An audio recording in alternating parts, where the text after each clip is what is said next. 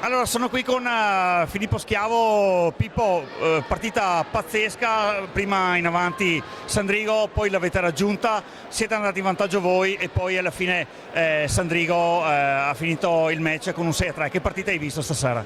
Ho visto una partita combattuta, soprattutto nel primo tempo.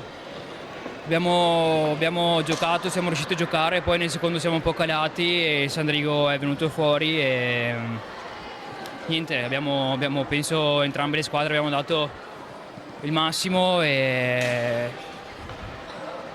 a noi ci è mancato soprattutto nel secondo tempo un po' di concentrazione, un po' di calma, perché siamo andati sotto, poi abbiamo avuto la frenesia di voler recuperare e invece dovevamo stare tranquilli e giocare, e così non è stato e è andata male.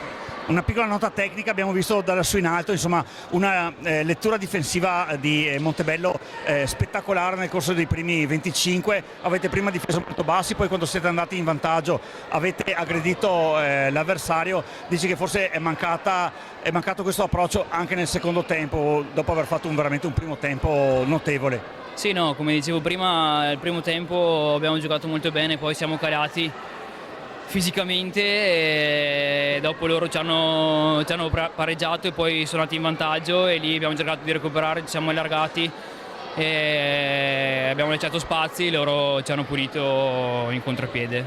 Sì, sia Montebello che Sandrigo, insomma, una stagione abbastanza complicata. Ora ci sono i play-out che Montebello vedremo in queste partite che sembra si giochino a 3 con Novara. Sì, è stata una stagione molto complicata sotto tanti punti di vista.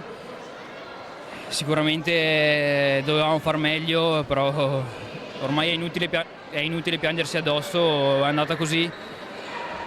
E adesso ci sono i play-out, dobbiamo tirare fuori qualcosa in più se vogliamo provare a salvarci. E quindi niente, ce la metteremo tutta e vediamo come va.